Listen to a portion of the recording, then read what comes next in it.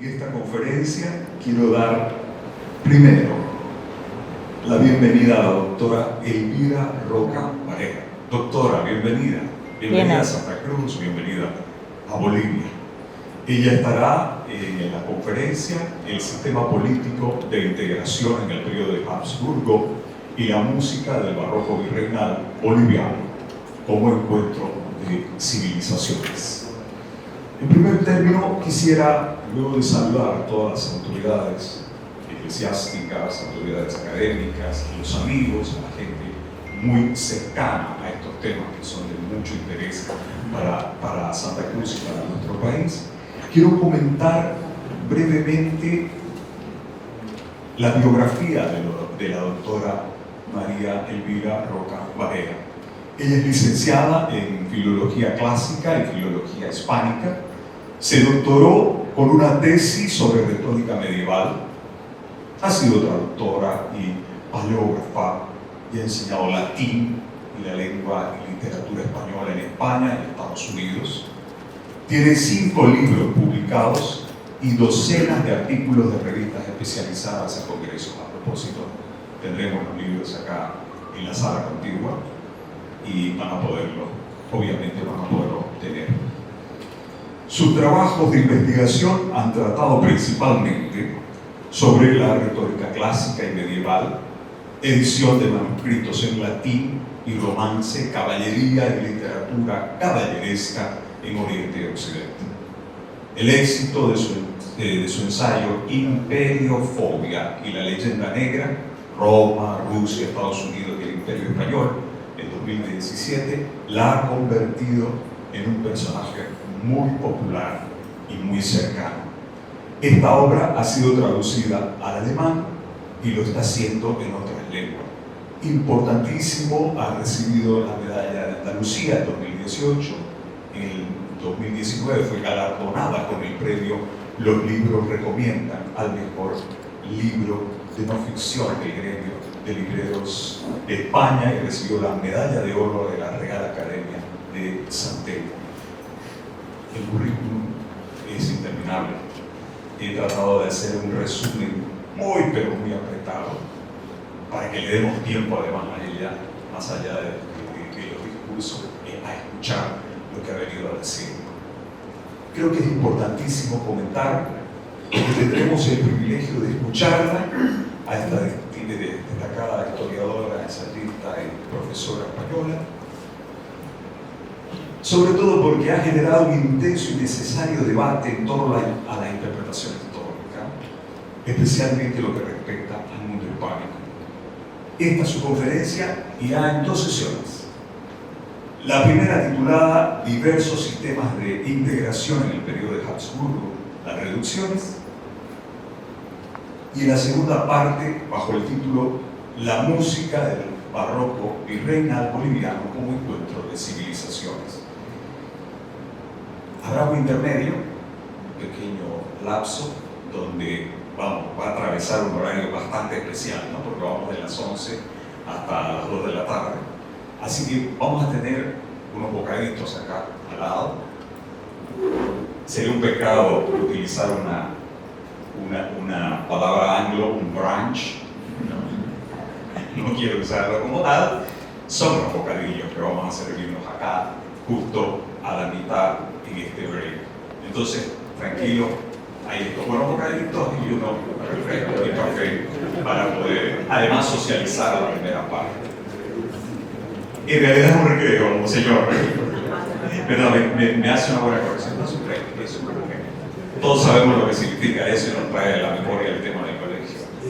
Bien, entonces, dicho esto, voy a pedirle las palabras de bienvenida al doctor José Luis Camacho, presidente de la Fundación Nacional Vida Segura, que nuestro presidente es la persona que está dirigiendo este gran proyecto con los pilares que tiene, ustedes conocen muy bien, los pilares de salud, de educación, de arte y de deporte. Doctor Camacho.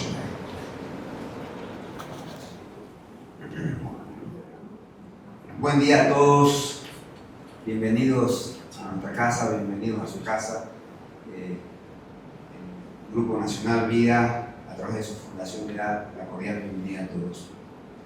Es para mí un verdadero honor, en calidad de presidente de la Fundación Nacional Vida Segura, darles la bienvenida a esta conferencia magistral que se inscribe en el marco del Festival Internacional de la Música Renacentista y Barroca Americana, Misiones de Chiquito. Un espacio que nos convoca a celebrar no solo la música, sino también la memoria, la historia y el espíritu de la región profundamente rica en identidad. Aprovecho para felicitar la labor de la Asociación ProArte y Cultura, APAC. Realmente Percy está haciendo un excelente trabajo. Felicidades, Percy. Con quien tenemos una sólida alianza estratégica para seguir cultivando el arte que tanto nos interesa. Esta mañana nos reúne una propuesta que trasciende lo estrictamente musical para invitarlos a reflexionar desde una mirada distinta sobre uno de los procesos más complejos y más determinantes de nuestra historia, la conquista y la colonización de América. Desde la Fundación Nacional Vida Segura, creada el 3 de agosto del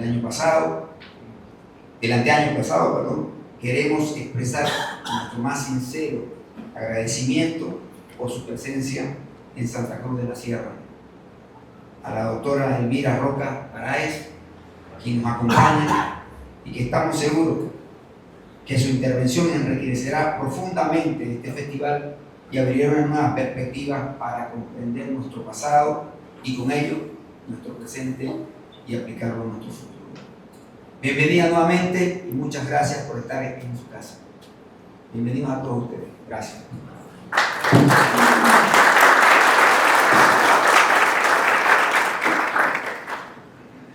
Gracias, doctor Camacho. Bueno, vamos a escuchar entonces precisamente al aludido a Percy. Percy Castelo, por favor. El gran presidente. Perdón, Percy H. Percy H, por favor. Adelante el presidente de la PAC. Y disculpas el error. Los brasileños creo que tienen el segundo apellido. Buen día a todos. Voy a tratar de ser breve.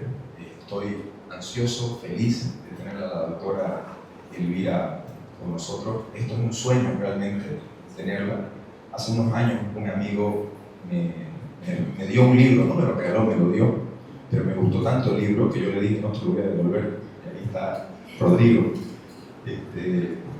Y me encantó que en el libro, las conclusiones de Imperiofobia y Leyenda Negra, la doctora Elvira menciona un poco la obra de AFAC y los festivales como un ejemplo, permítame decirlo así, es una conclusión mía, como un ejemplo de esa hispanidad resistiendo, pero no solo resistiendo, sino floreciendo en este lado del mundo. Creo que tenemos hoy en día, ya no es un problema con la falta de información, sino la abundancia de la misma. Pero esa misma abundancia de información hoy en día nos permite poder discernir, poder entender que la historia que nos han contado no es la verdadera historia y que hay que buscar la verdad y que la búsqueda de la verdad es lo más cercanamente feliz y pleno. Y creo que la doctora Elvira nos invita a eso. Es un sueño tenerla porque cuando yo leí eso, trataba de buscar en los videos de Instagram que me salen ella hablando y inocente yo decía, voy a escribirle. Pensaba que alguien de su editorial podía y le ponía, doctora, invito, venga, ¿cómo hacemos? ¿Cómo me contacto? Obviamente nadie me respondía. Soy tan suertudo que tengo una de mis tías favoritas, Paula Peña, historiadora, resulta que la conocía, que tenía su correo electrónico. Entonces, en mi frustración, la visito al museo, le cuento esta idea y facilita su correo y estamos en contacto. Primer triunfo. Ahora, ¿dónde conseguimos los fondos? Charlando con Julio, con la Fundación Nacional, la generosidad, gracias, nos hicieron posible traer al grupo de Italia. No teníamos fondos para traer un grupo sublime de Italia. Este año la embajada italiana no pudo poner fondos. ¿Y qué hacemos? No podemos quedarnos en el festival sin italiano. Lo hicieron posible. Y yo dije, como decimos en Santa Cruz, probarse gratis. Julio, no puede ser que por falta de recursos no podamos tener a la doctora hablándonos y instruyéndonos sobre esto tan hermoso y apasionante. Y me dice, dame 2 días. Quiero decir positivo, que venga la doctora Elvira. Conseguimos los fondos. Y así como se construyen los festivales, tocando puertas, corazones generosos y sobre todo la empresa privada, el cuerpo diplomático, la Iglesia Católica y las instituciones públicas que se unen todos en sinergia para hacerse cargo de su patrimonio. Si no hubiera ese esfuerzo colectivo, ese esfuerzo de comunidad, ese esfuerzo que emula de alguna forma esas misiones jesuíticas del siglo XVIII, esas misiones franciscanas, el espíritu misional lo llevamos en el ADN de nuestros sueños, y ese espíritu de hacer comunidad, de respetar el proyecto individual y las particularidades de las personas, y la libertad y la dignidad, pero creciendo en comunidad, porque solos no podemos, unidos somos más fuertes, y Santa Cruz es un ejemplo de eso. Gracias realmente, doctora, por acceder a esta invitación, y le agradezco, espero que disfrute esta visita. Vamos a por supuesto, estar en el concierto, la voy a llevar a San Javier, la voy a llevar a Concepción a ver el archivo, y voy a tratar de aprender lo máximo que pueda de ella. Espero que todos lo hagamos. Gracias.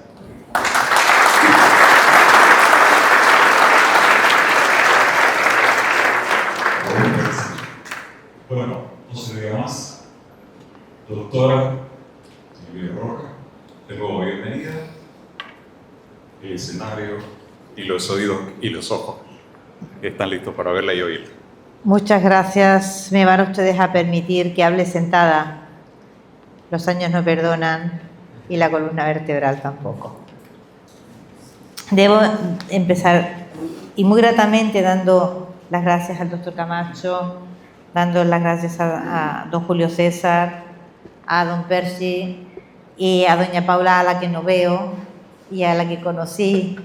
Bueno, salió de repente de entre ese bosque inextricable que es Internet para decir estamos aquí en Santa Cruz de la Sierra. Yo no voy a contarles la historia de cómo llegué al conocimiento de la música barroca que se conserva en esta parte del mundo. Sería una historia larga de contar.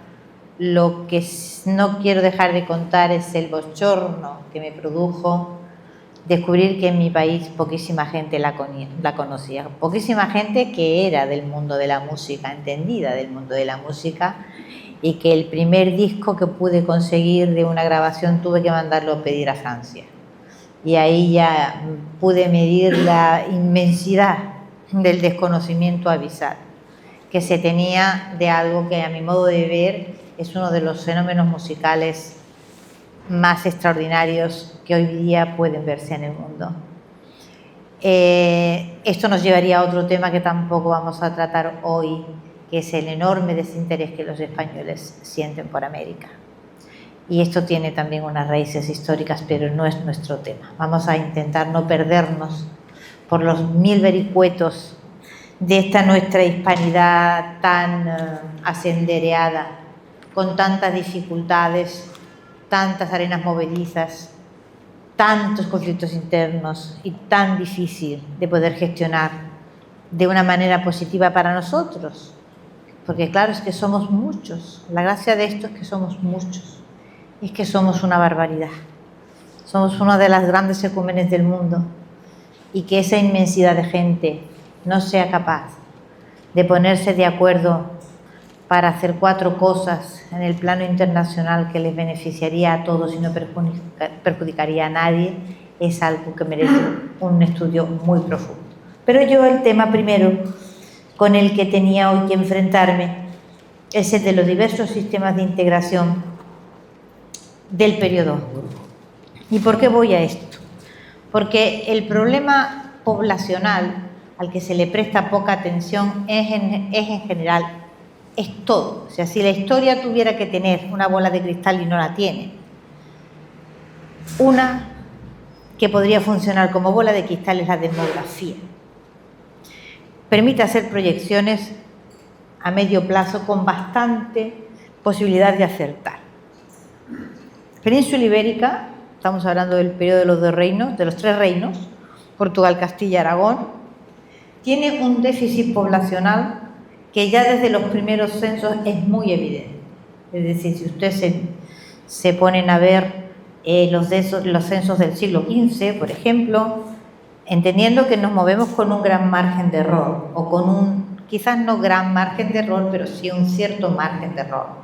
Los censos en este tiempo se hacen por fuegos, o sea, por hogares. Es decir, lo que se censan son los hogares. El sistema habitual es multiplicamos por 4. Se dice que en tal localidad hay 721 fuegos, se entiende que son 721 familias y se multiplica por 4. Como el sistema era idéntico para toda Europa prácticamente, pues esto nos dice que si el margen de error está en la península ibérica, también lo está en Francia o en Inglaterra o en Italia. Es decir, multiplicamos el error todos en la misma medida. Aproximadamente para 1450, que ya hay censos bastante fiables, nos encontramos con que la península ibérica tiene aproximadamente, digamos, proporcionalmente, es decir, por kilómetros cuadrados, la mitad, entre la mitad y un tercio de lo que es Francia, por ejemplo, de la población de Francia. ¿Y a qué se debe este problema, digamos, que viene arrastrando de muchísimo tiempo la península ibérica, ese déficit poblacional? Bueno, podemos irnos muy atrás, ¿no? Pero fundamentalmente hay uno que salta a la vista y es el problema de la reconquista, el hecho de haber tenido que ir avanzando y ocupando territorio y desparramándose por tierras nuevas, ¿no? O sea que cuando Cristóbal Colón llega a América en 1492, nosotros teníamos en la península un problema de población que no era pequeño. Esto se olvida con muchísima frecuencia, y de olvidar esto viene el no comprender la gran cantidad de cosas que ocurren después, que ocurren por necesidad. Es decir, porque si no hubieran ocurrido, simple y llanamente no se puede hacer nada. Voy a decir lo que en España se dice una perogrullada, es decir, una de estas cosas que son de una utilidad absoluta y parece tonto el que las dice. Pero es que a veces hay que decir las cosas más obvias, ¿no?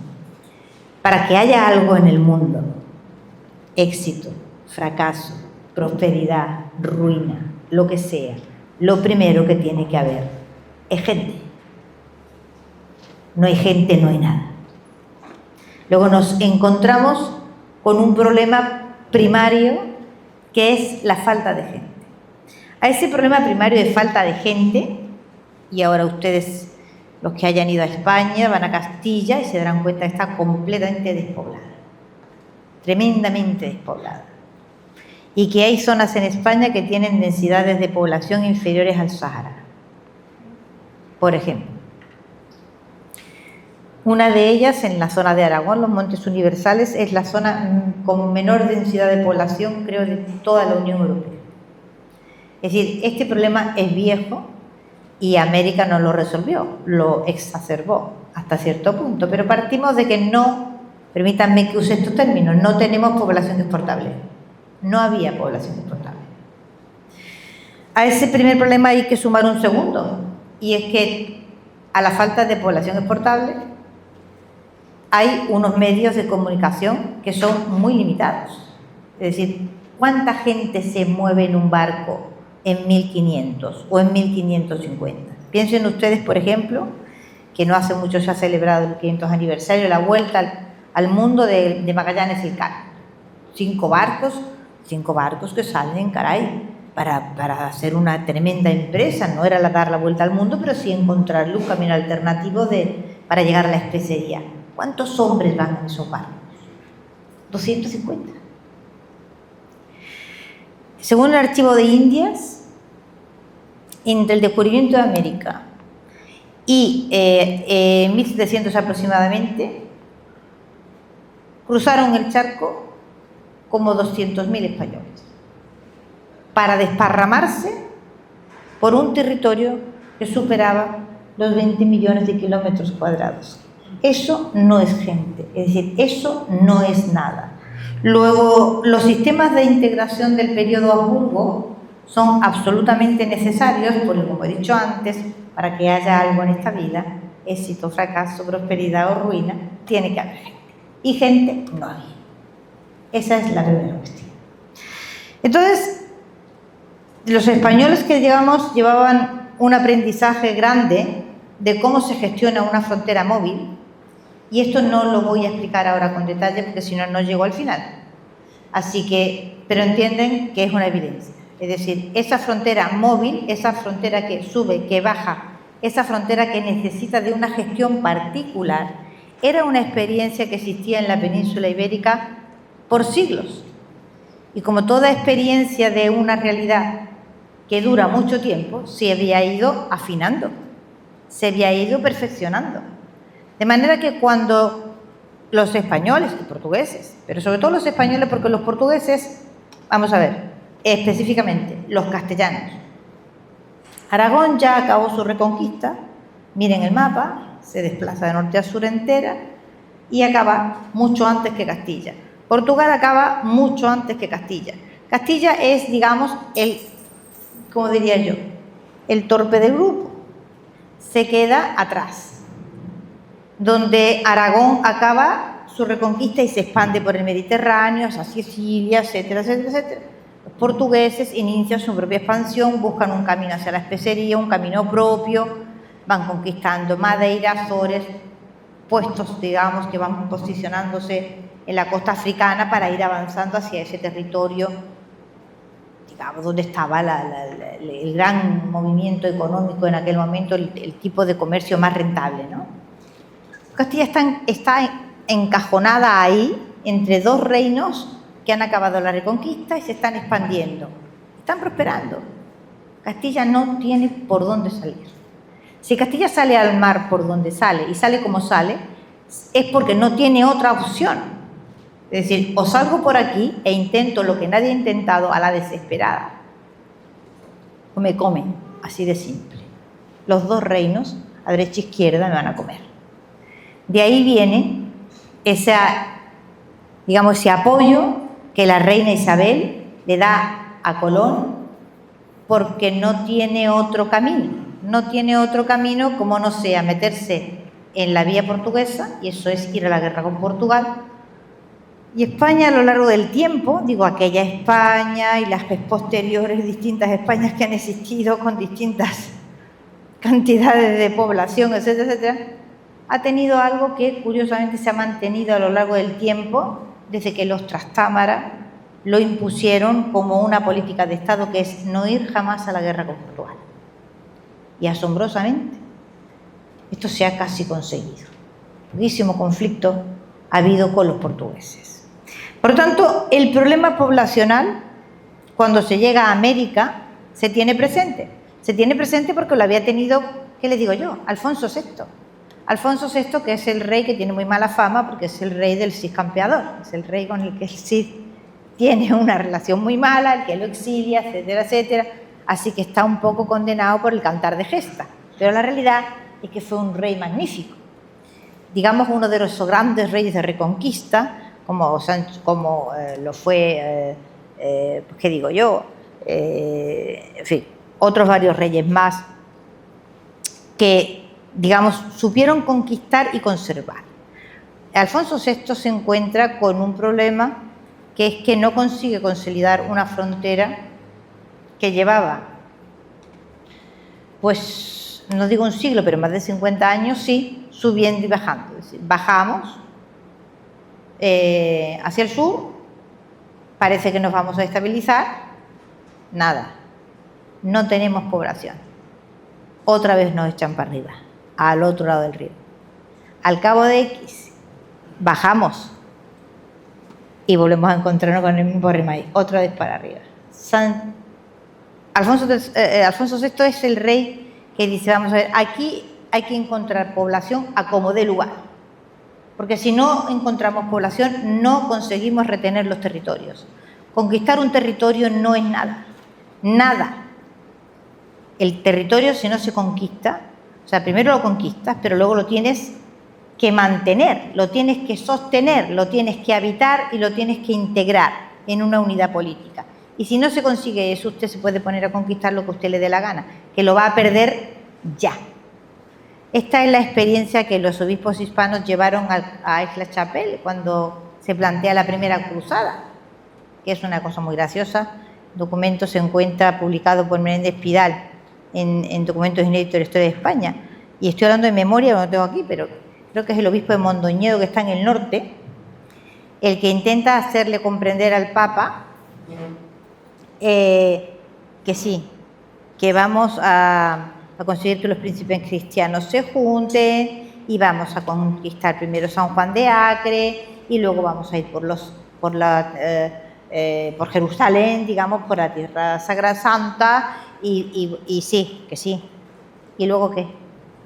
Sí, vamos, conquistamos y luego ¿qué hacemos? Nadie le entiende al de Mondoñedo. Cuando dice, sí, conquistamos y luego ¿qué? Bueno, pues nada, luego nada, le contestan los demás. Ya está, ya hemos llegado y hemos conquistado. ¿Usted qué más quiere?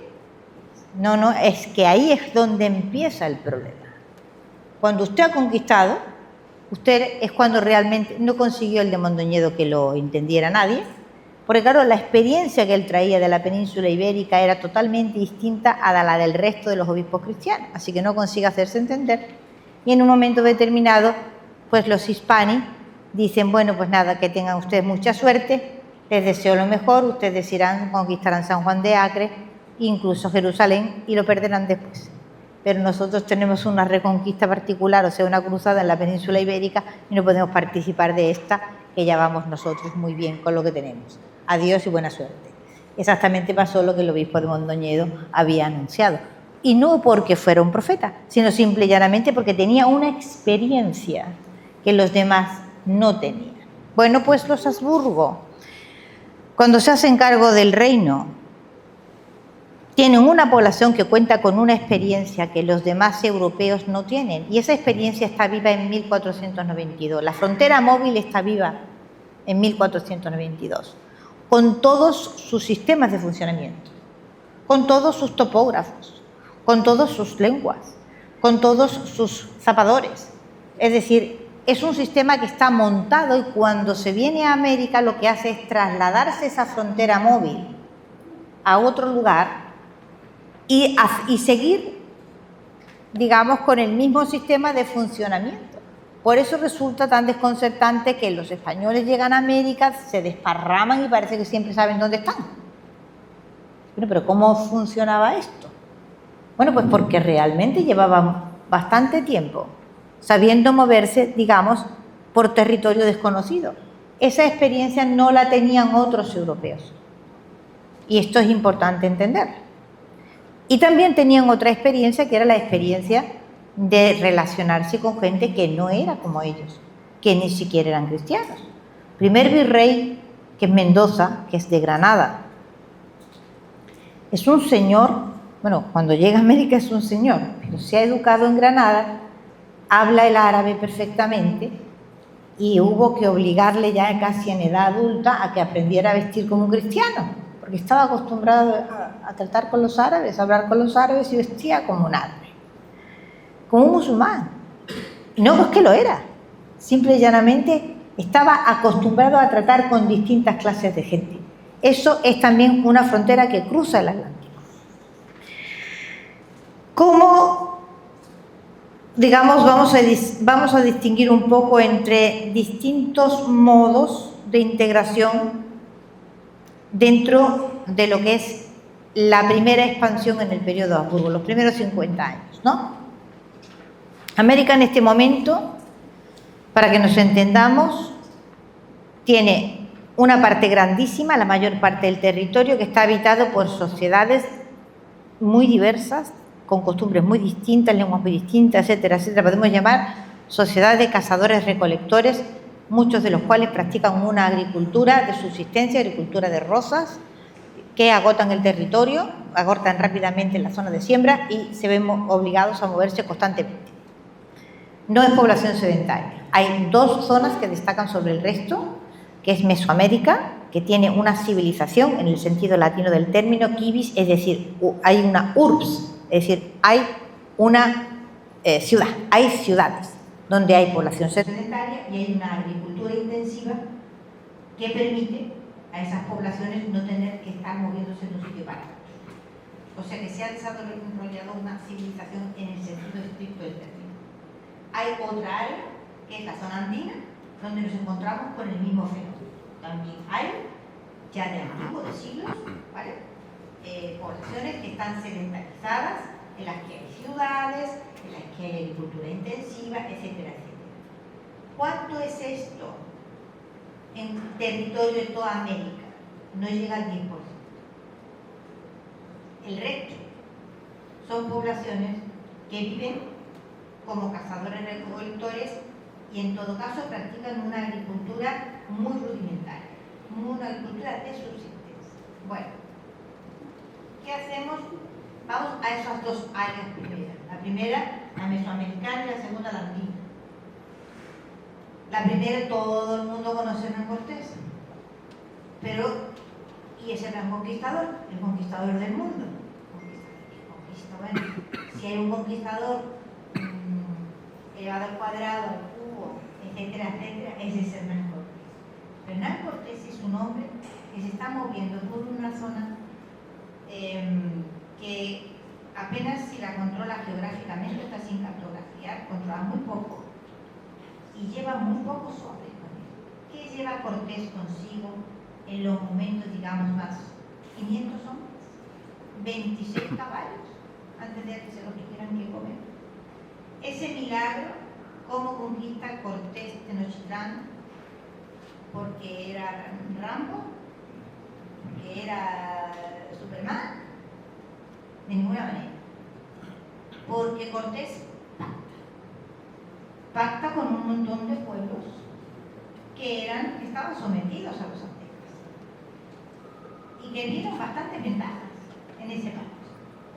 Cortés, ahora lo vamos a ver, porque todavía los tlaxcaltecas siguen celebrando esos pactos. Les voy a enseñar una imagen que, a pesar del esfuerzo gigantesco que se ha hecho por que estos pactos, porque esta política de integración, de mestizaje activo sea olvidada, no ha sido olvidada en todas partes, y a poco que uno aplique la lógica, reaparece en un sitio o en el otro.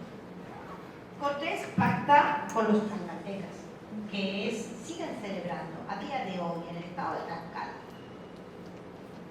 año tras año, 400 años después, esos pactos, que le hicieron un lugar en ese imperio, no un lugar de subordinación ni de esclavitud ni de servidumbre.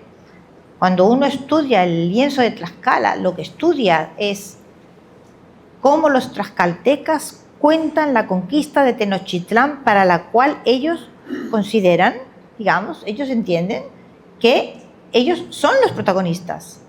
Cortés vino a ayudarles a ellos, no ellos a Cortés.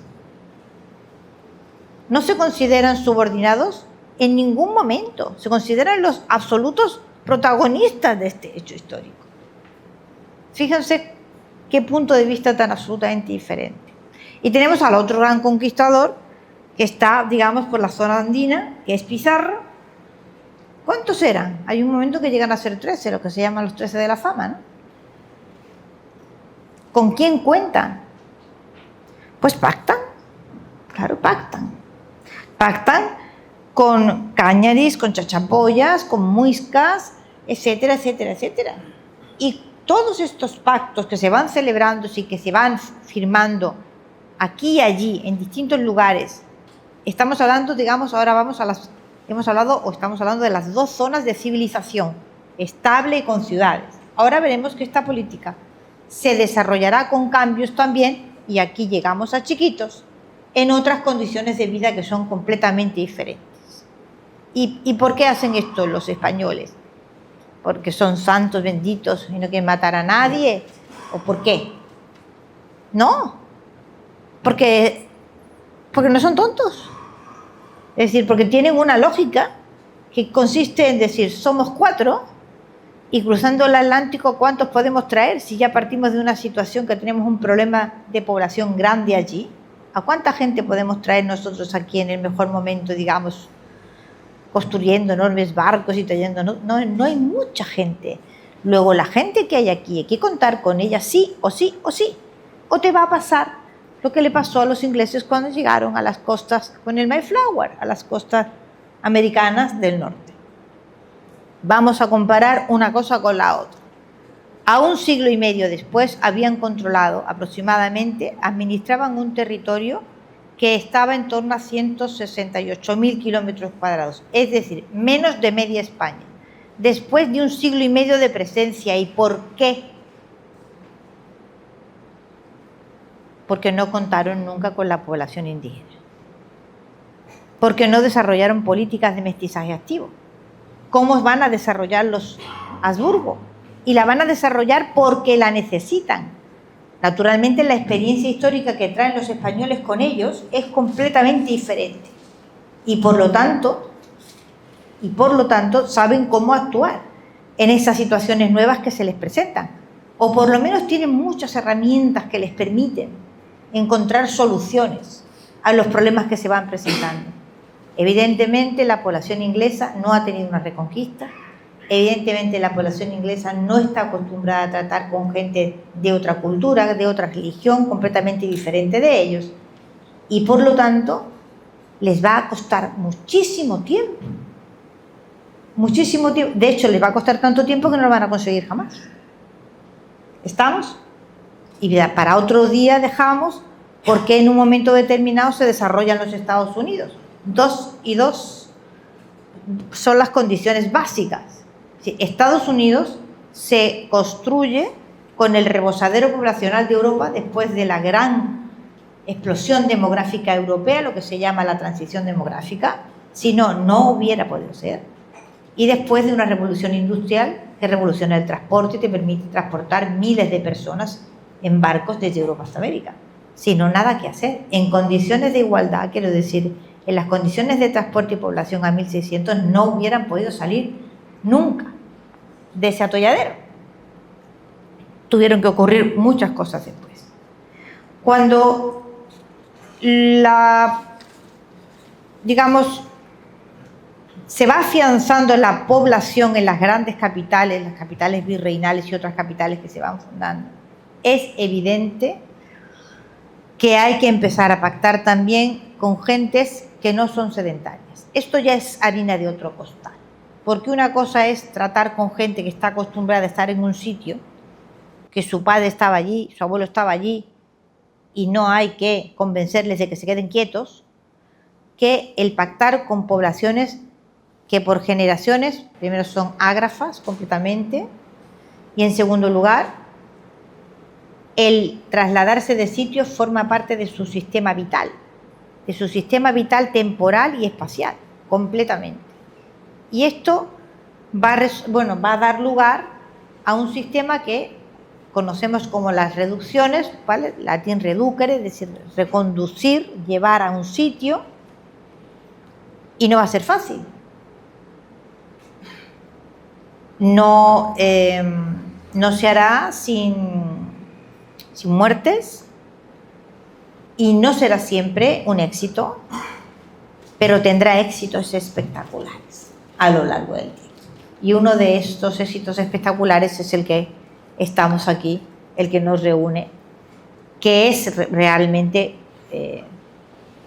el resultado de, ¿cómo les diría yo?, de un trabajo tardío. Es decir, aquí llegan los jesuitas y llegan ya en una época bastante tardía. Los jesuitas en un primer momento han establecido sus centros de formación, etcétera, en las ciudades grandes. Empiezan a hacer salidas a territorios que están limítrofes o muy cercanos a las ciudades grandes, y luego se van alejando cada vez más de estos centros de poder, o de estos centros en los cuales hay una vida urbana desarrollada, hay una administración de justicia, los oidores, los cabildos, los mercados, etcétera, etcétera, etcétera, ¿no? Porque van teniendo éxitos a partir, digamos, de un sistema básico por la vía del ensayo-error.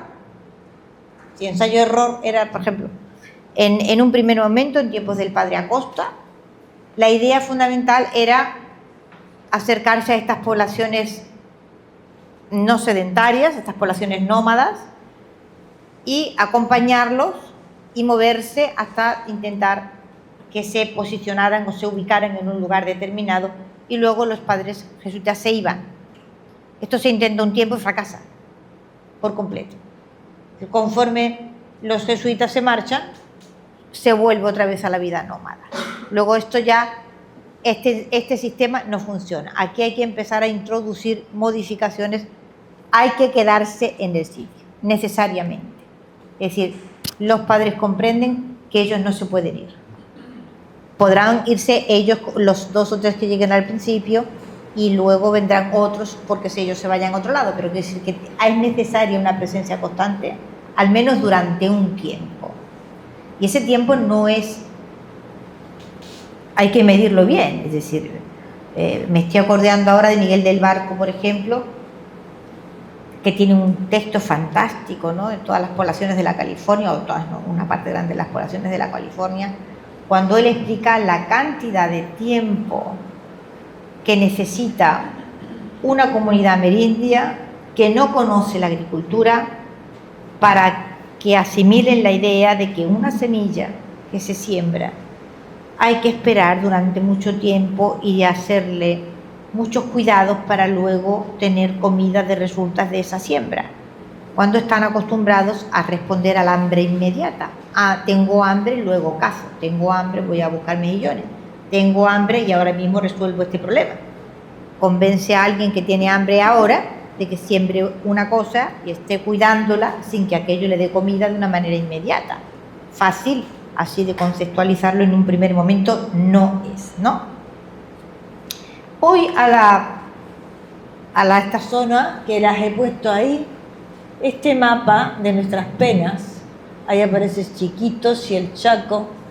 Voy a intentar explicarles un poco cuál es la tremenda coyuntura política que obliga a la Compañía de Jesús a incursionar en este territorio.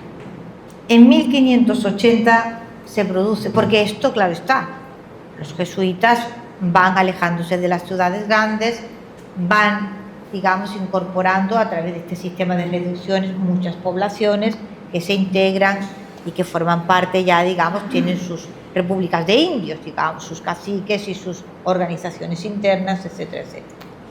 Para eso las leyes de Indias van organizando sistemas de integración, van organizando, y se va produciendo no solamente un mestizaje, una política activa de mestizaje de sangres, sino también una política activa de mestizaje de leyes, a la que se le presta poca atención y que es extraordinariamente interesante. Parte de ella está reflejada en ese corpus legal gigantesco que son las leyes de Indias, y otras no las llamamos así, pero también forman parte de ese gran corpus legal de mestizaje jurídico que se produjo aquí en América, un fenómeno también extraordinariamente interesante, ¿no?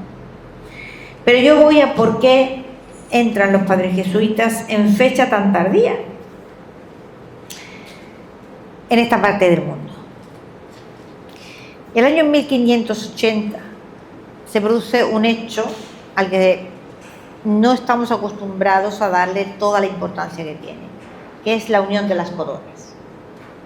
Este año precisamente, en el 26, se cumplen los 500 años del matrimonio de Carlos V e Isabel de Portugal. Matrimonio que ha sido una de las bodorrios más tremendos de la historia de Europa, y probablemente en sus consecuencias históricas yo creo que pocas bodas han dado.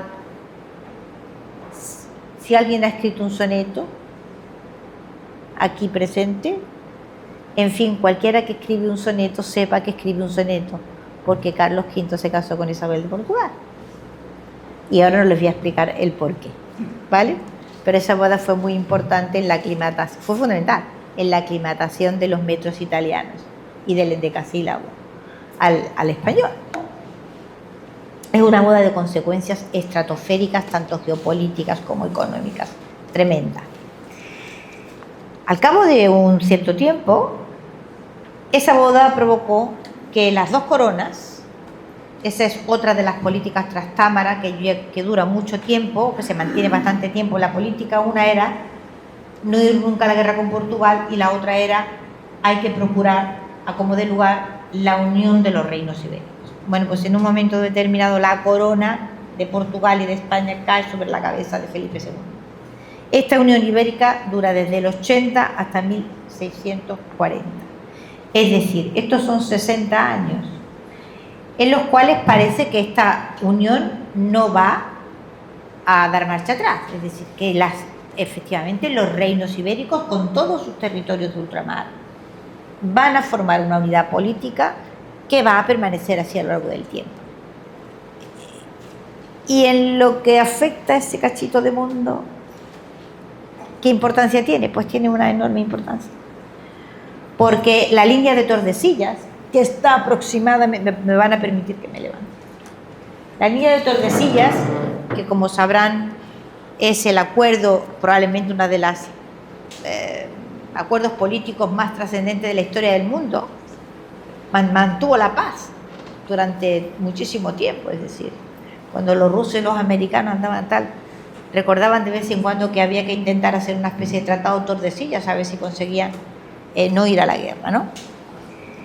La línea de Tordesillas está más o menos, no llego.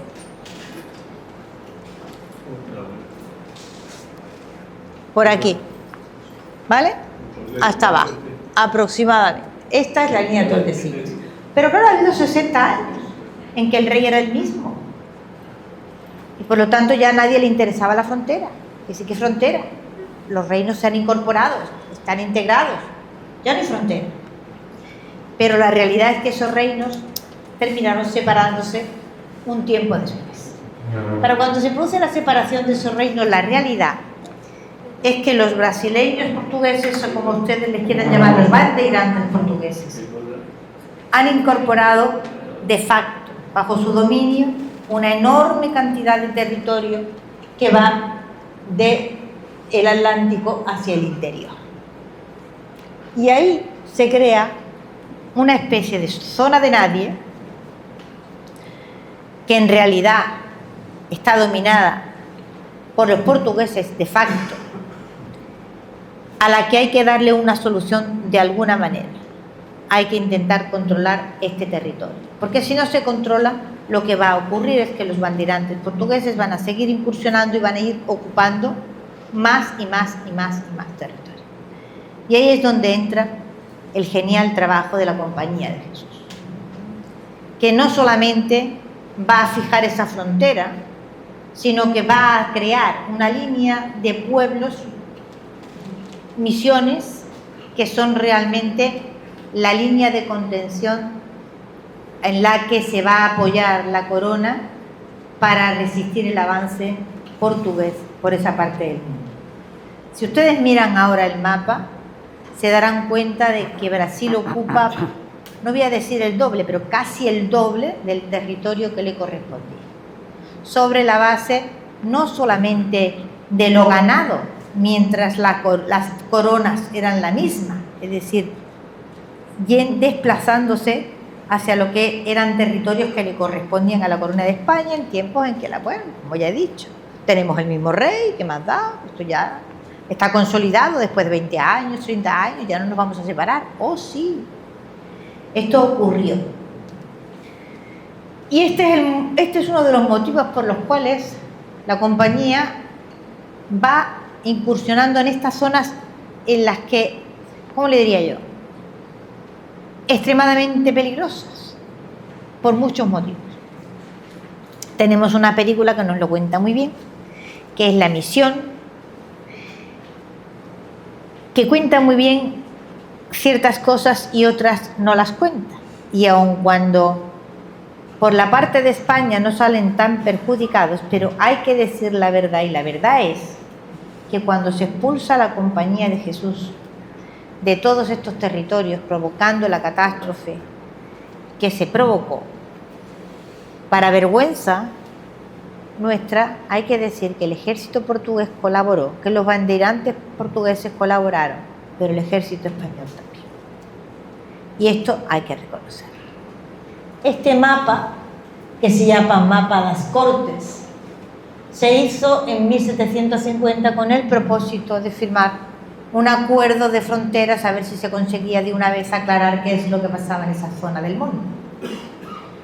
Ese es justamente el casus belli, digamos, que da origen a esa película tan famosa. El momento en el cual hay que cederle a los portugueses los territorios de las misiones de Paraguay, fundamentalmente zonas del Paraguay que ahora forman parte de Brasil y una parte pequeña en el Uruguay. La devastación fue terrible y completa. Este es probablemente el momento en el que ya a las claras, de una manera que no se puede negar, se está abandonando lo que había sido la política de mestizaje activa que habían practicado los Habsburgo durante casi 2 siglos. En este momento, ¿qué supone esto, por ejemplo, en el territorio del Paraguay? Casi el desplazamiento obligatorio de 30.000 guaraníes que no aceptaron esta situación así pacíficamente, en su derecho estaban, se levantaron en armas y ahí hubo grandes jaleos. El ejército español no estuvo en el lado guaraní, ¿de acuerdo? Esto hay que decirlo, porque es la verdad. Si el Tratado de Madrid, del que este mapa es uno de los que, bueno, se sirvieron para trabajar a ver por dónde colocamos la frontera, se llegan a estas conclusiones tremendas en las que vamos a poner la línea por aquí y lo que ocurra con la gente que queda en el otro lado. Es cierto que la corona española ofreció a todas las poblaciones que quedaron en el territorio portugués la posibilidad de trasladarse al otro lado de la raya. Pero está por demostrar que gentes que llevaban ya un tiempo sedentarizada, quizás 2 o 3 generaciones, estuvieran dispuestos a abandonar las ciudades que habían construido y que eran hermosísimas. Sus ruinas son patrimonio de la humanidad. Hoy día, pacíficamente, pues evidentemente no lo consienten. Pero aquí ya no se les pregunta, se olvidan los pactos. Estamos en este momento 1750 y no olviden que la expulsión de la compañía se va a verificar en 1767, dejando toda esa zona, estamos hablando de miles de kilómetros, absolutamente abandonada y a su suerte. No vamos a entrar en si había que expulsar la compañía o no había que expulsarla, si Carlos III tenía razón o no lo tenía. Todo esto es discutible. Lo que no es discutible es que un gobernante no puede tomar una decisión de esa envergadura sin tener preparado un plan de sustitución. Lo que no se puede hacer es simple y llanamente dejar así, abandonados a su suerte prácticamente, miles de kilómetros cuadrados a los cuales las reducciones jesuíticas habían dado estabilidad, prosperidad y seguridad, y sobre todo habían hecho una frontera que había sido respetada. Esa decisión realmente sirve para que el prestigio casi estratosférico de Carlos III quede muy tocado, pero que muy tocado. Y ahí se producen, bueno, las guerras guaraníes, que ya no voy a intentar explicarles a ustedes porque probablemente las conozcan mejor que yo, ¿no? Pero quiero decir que durante un tiempo largo, y de ese tiempo largo ha sobrevivido lo que ustedes tienen aquí, esta joya, esa promoción, esa política activa de mestizaje de sangre, de mestizaje jurídico, etcétera, etcétera, tejió de tal manera un magma que a día de hoy, ni siquiera habiendo pasado todo lo que ha pasado y habiéndonos pasado todo lo que nos ha pasado, ha podido ser destruida o completamente destruida. Y esto significa que algo hicieron bastante bien. durante todo este tiempo en un experimento que no tenía precedentes en la historia humana, que era el mestizar gentes que no tenían prácticamente nada que ver entre sí y hacer de eso pueblos nuevos, sin provocar tremendos fenómenos de aculturación, sin provocar tremendas catástrofes.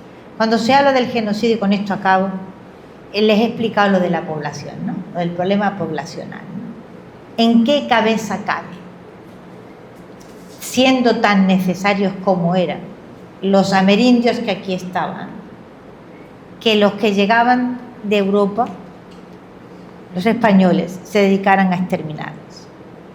Eso es un disparate de proporciones épicas. Para 1700, por ejemplo, América tiene, ya les he dicho, el cálculo que hay de población española que pudo pasar. Hay un buen montón de ciudades que tienen 20.000 habitantes, 30.000 habitantes. ¿Qué gente vivía en esas ciudades? Españoles no eran. Aquí, digamos, en esta comunidad que llamemos la panhispánica o como la queremos llegar, razas puras no tenemos. Nosotros estamos mestizados todos unos con otros. Aquí donde me ven yo tengo un gen negro por algún sitio del Caribe. Y tienen ustedes para atrás de sus árboles genealógicos y verán que o asumimos el mestizaje como parte de nuestra naturaleza, como lo que somos, con todo lo que eso conlleva, y si no lo asumimos nos suicidamos, simplemente. Y con esto termino. Si quieren ustedes hacerme alguna pregunta, muchas gracias. No, que no termino, que quería enseñarles algunas cosas, sí. Bueno, este mapa infausto ya se lo he enseñado, ya no sé si voy para adelante o para detrás, pero da igual, porque aquí apareció. Esta es donde está la línea, ¿la ven aquí? ¿Se me ve la flechita?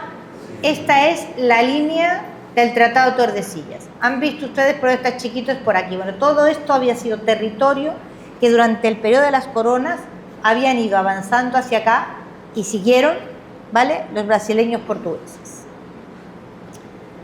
Este es el mapa Teixeira, es un mapa portugués, con las capitanías generales siguiendo la línea de Tordesillas estrictamente tal y como estaban en este momento, 1573, muy al principio, todavía no estamos en la Unión de las Coronas, pero a partir de que estemos en la Unión de las Coronas, olvídense de usted la línea de Tordesillas, esto va a ir todo para allá. Y esto que les voy a enseñar ahora,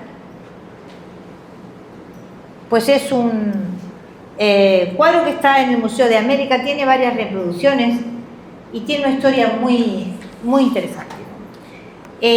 Se conocen normalmente como mulatos de las Esmeraldas y son don Francisco de Arobe y sus hijos, los caciques de Esmeralda, territorio de Ecuador, que se hacen pintar así. En realidad,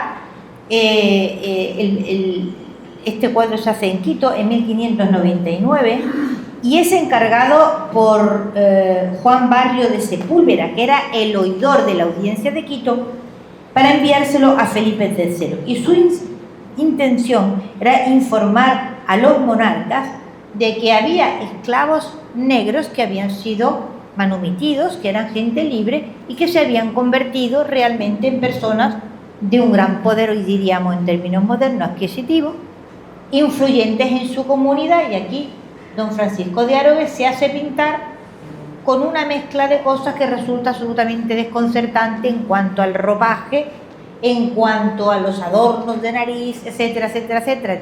En su cuerpo llevan de su herencia africana, en su cuerpo llevan también de su herencia española y en su cuerpo llevan también de su herencia andina. Todo lo que, digamos, el mestizaje les había traído, se lo colocan encima y se lo mandan al rey para decir, aquí estamos nosotros con todo esto, ¿no? El cuadro es el que está en el Museo de América en Madrid, ese es absolutamente espectacular. Pero no, ya él en sí nos está contando una historia, ¿no? Y acabaré, me quedan dos. Este es el cartel del 428 aniversario de la gran jornada tlaxcalteca del siglo XVI. ¿Qué están celebrando los descendientes de los tlaxcaltecas? Están celebrando que la zona noroeste de México, lo que los mismos aztecas llamaban territorio chichimeca, y no se desubiquen, que el hecho de que les llamen chichimecas no quiere decir que sea la misma gente, ni muchísimo menos. Los aztecas llamaban a todo lo que habitaba por allí y no lo controlaban en absoluto, mezcla de lenguas y gente muy distintas, cazadores, recolectores, la mayor parte de ellos, les llamaban chichimecas. Los españoles heredan las guerras chichimecas de los aztecas, que seguían incursionando, los que venían del territorio chichimeca hacia las zonas del sur, porque a robar ganado y a robar comida, caray, no la producían. Entonces hay un momento, como siempre, en que no tenemos población, no hay gente. Y entonces el gran pacto que se había firmado con los señores tlaxcaltecas, con los 4 fundamentalmente que gobernaban esa comunidad, les hace decir, vale, bien, nosotros nos vamos a encargar de incursionar, establecer población estable y controlar, si no todo, gran parte de ese territorio. Y lo hicieron. Lo hicieron. Y le dieron a México nada más y nada menos que las minas de Zacatecas. Nada más y nada menos. ¿Cuántas ciudades fundaron? No sé si he tenido yo la gracia de ponerlas aquí, pero son un buen montón de ciudades que están fundadas por esta gente, con los estandartes de la corona. Y esas minas de plata que han sido una riqueza extraordinaria para México y que han determinado la economía no solamente virreinal, sino prácticamente de todo el imperio, junto con las del Potosí. Así que fíjense ustedes si los amerindios tenían algo que decir en este imperio o no tenían nada que decir. Y acabo porque las bodas son muy bonitas. Nos gustan las bodas. Y este es un cuadro que seguramente conocen, está el original en el Cusco y celebra o nos representa las bodas, 2 bodas mestizas. Es un cuadro muy bonito, preciosísimo. Es el mismo tema, la Compañía de Jesús. Aquí tienen ustedes a sus 2 santos, digamos, ahí detrás representando la protección sobre esos 2 matrimonios. El matrimonio a la izquierda registra el matrimonio en 1572 del capitán Martín García de Loyola, sobrino nieto de San Ignacio, con Beatriz Ñusta, o la Ñusta, hija del Inca Said Tupac y sobrina carnal de Tupac Amaro I, ejecutado entonces y luego de su captura por el propio capitán Loyola. La segunda representa la boda celebrada, esta es en Madrid, obsérvense, no se celebran juntas, esta segunda boda es en Madrid. En 1611, de su hija mestiza, Ana María Lorenza de Loyola Colla, marquesa de Santiago de Oropesa, con Juan Enríquez de Borja, bisnieto de San Francisco de Borja. Y con Juego de Tronos no les puedo yo ya más decir, más sangres reales, hasta sangre de papas, hay aquí mezcladas. Es decir, todas las sangres habidas y por haber de los continentes, las más nobles y hasta las de papas, están representadas en ese cuadro. En ese cuadro, si lo miran ustedes bien, ese cuadro es una maravilla. No solamente están los contrayentes y los 2 santos jesuitas, digamos, ahí detrás, está detrás representada esa ciudad ideal, esa ciudad mestiza que se quiere construir, en la que van a estar presentes todas las sangres implicadas. A este lado, la nobleza incaica, con todos sus, digamos, corceles de poder, sus pájaros ceremoniales, sus ropajes, y al otro lado, la nobleza española, castellana, también representada con sus mejores ropajes y todos sus signos de poder. Los unos a un lado y los otros a otro, y los 2 matrimonios aquí delante, que van a ser para dar lugar a un mundo. Yo creo que este cuadro dice tantísimo, y si hay alguna otra historia del mundo que pueda traer o que pueda enseñar un cuadro con un valor simbólico como este, que venga y lo vea. Yo no conozco ninguna otra. Muchas gracias.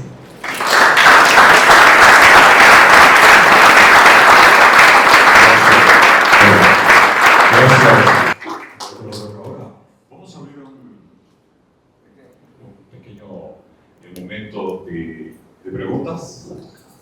En esta primera parte de la conferencia voy a tener la colaboración de una persona que va a acercar los micrófonos.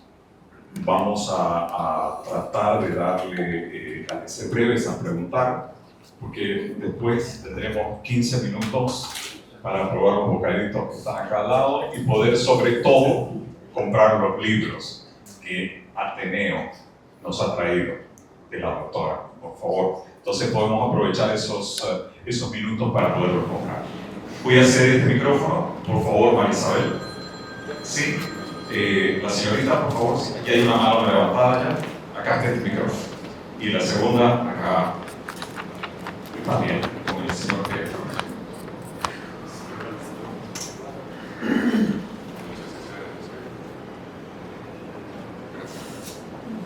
¿Cómo están? Buenas tardes, muchísimas gracias por la exposición. La pregunta es la siguiente: usted dejó en claro de que el rey Carlos tuvo un desacierto de no tener un plan estructurado para después de la expulsión de los jesuitas, de los sacerdotes, y eso explica la destrucción de las reducciones en la zona de lo que correspondía al Paraguay. Sin embargo, acá en la región chiquitana tuvieron éxito las reducciones, y pudiéramos explicarlo porque después de esa expulsión se envían a clérigos y sacerdotes diocesanos. Bueno, la descripción que hay de las fuentes de estos pueblos después de la expulsión a 10 años, joven, que no le veo, me muevo yo, es realmente triste. Es decir, una parte grande de las familias que ahí vivían se habían marchado. Las exportaciones, los jesuitas, por ejemplo, aparte de que habían puesto la quinina en toda Europa y habían descubierto sus cualidades, se cultivaba vainilla, se cultivaban muchas cosas que se exportaban. Es decir, una de las características de las reducciones, o sea, una vez que el periodo primero digamos, vamos a la predicación itinerante, se descubre que eso no funciona. Hay que quedarse en el sitio, o sea, hay que plantar la cruz y hay que quedarse allí. El sistema de funcionar es fundamentalmente el enseñar la agricultura, la ganadería, los telares, todo esto, y al mismo tiempo darle a cada pueblo una autonomía económica. Todo esto se vino abajo muy, muy rápidamente. Es decir, cómo durante un siglo y pico se consiguió la supervivencia de toda esta patrimonio musical, se me comió una especie de milagro. Y lo hicieron esas comunidades contra el mundo, realmente. Contra un mundo hostil, contra las incursiones de caucheros. Esa es otra historia, larguísima, de cómo consiguieron hacer que la lutería perdurara, que la solfa y el violín no murieran, etcétera, etcétera, etcétera. Pero en ese sentido, las poblaciones, o sea, no solamente se perdió, sino que en la zona del Paraguay, para que nos entendamos, sino lo de esta parte de acá entró en una suerte de vida, ¿cómo le diría yo?, entre la clandestinidad y no sé cómo explicarlo. Es algo así, ¿vale? Y se olvidó.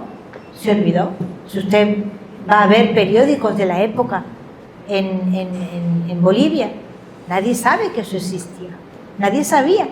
Eran las comunidades hacia el interior las que conservaban toda esta riqueza musical para ellos. Esto empieza a aflorar pues, en torno al cambio de siglo, que empieza, digamos, como se dice ahora, a salir del armario y a darse cuenta de que existe un patrimonio extraordinario de música que ha permanecido ahí casi milagrosamente. Afortunadamente, ¿cuánto fue destruido? No podemos saberlo.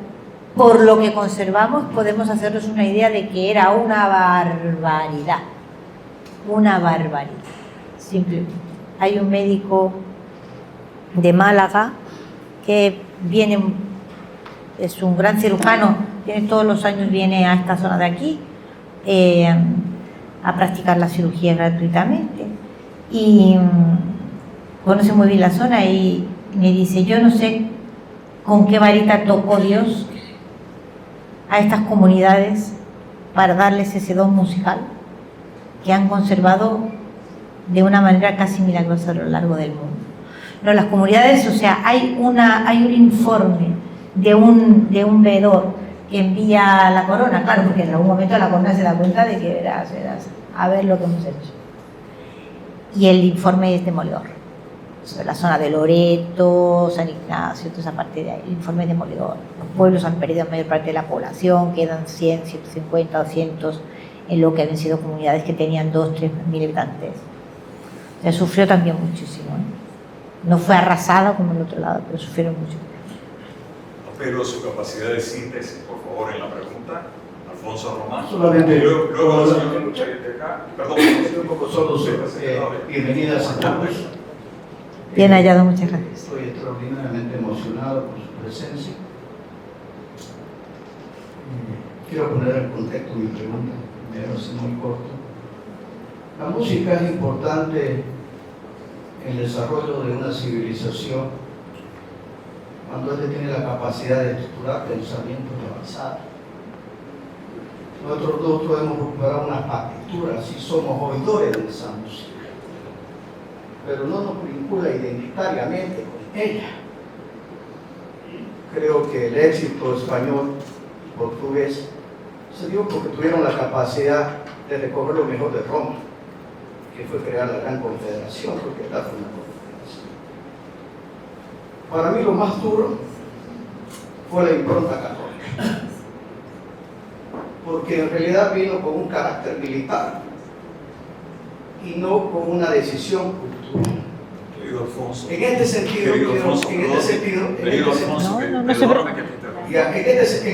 se preocupe, tenemos tiempo para el recreo y el No, no es tanto eso, tenemos varias preguntas. En este sentido, creo, ¿usted no cree que esta falta, nuestra desconexión con España desde el punto de vista de pensamiento cultural más amplio es el resultado de nuestro subdesarrollo?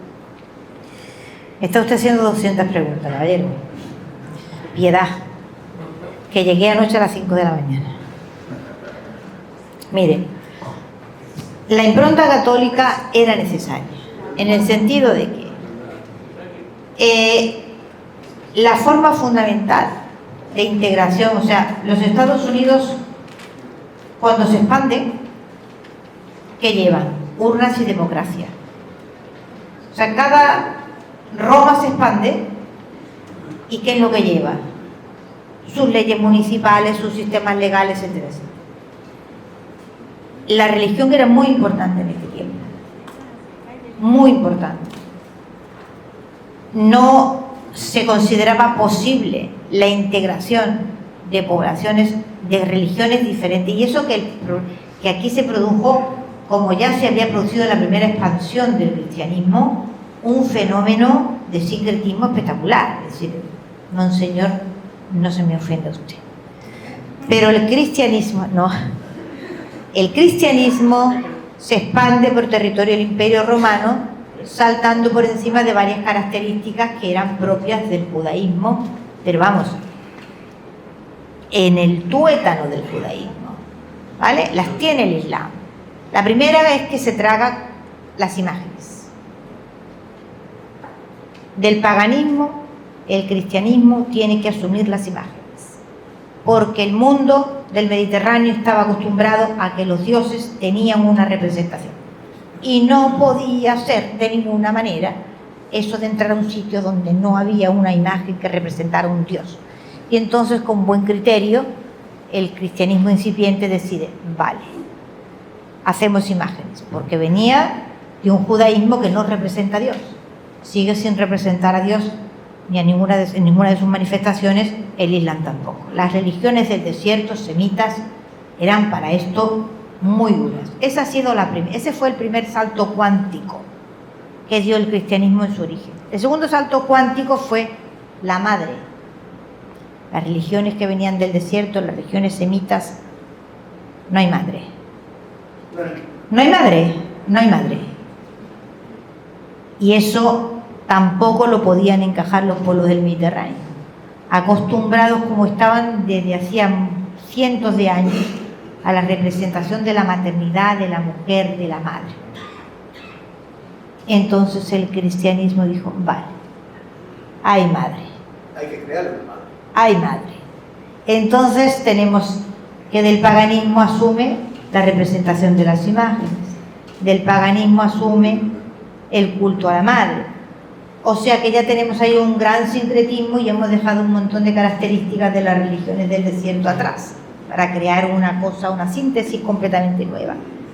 El cristianismo cruza América y sigue sincretizando.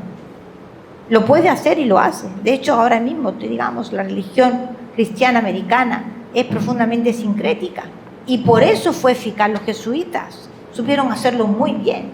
O sea, no eliminaron por completo, digamos, sistemas de representación, de fiesta, de creencias, etc. No, hicieron con todo esto un mestizaje, amigo mío, que a día de hoy sigue existiendo.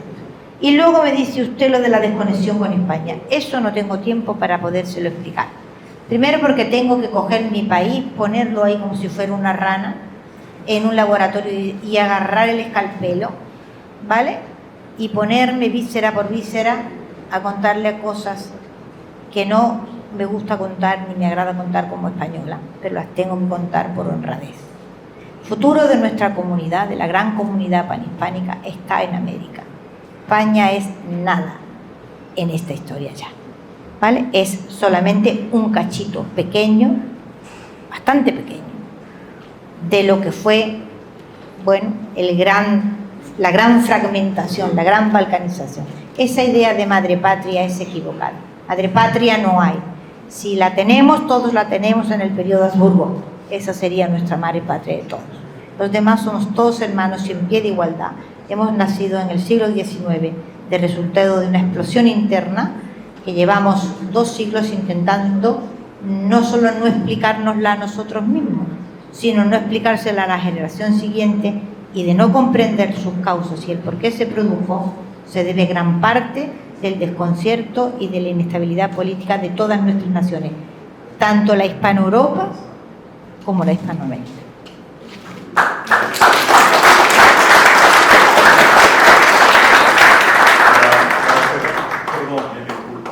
Para cerrar este periodo de preguntas, Percy, por favor. Dicen que es ley del porcino de la hospitalidad, doctora, y yo me siento mal de que no podamos invitar un café y comer algo, así que por favor, yo... Vamos al recreo y al tentempié. En 15 minutos retornamos, por favor.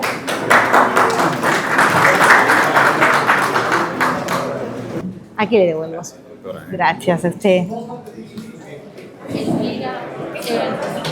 Yo soy Juanita Roca, historiadora. Creo que te escribí hace un tiempo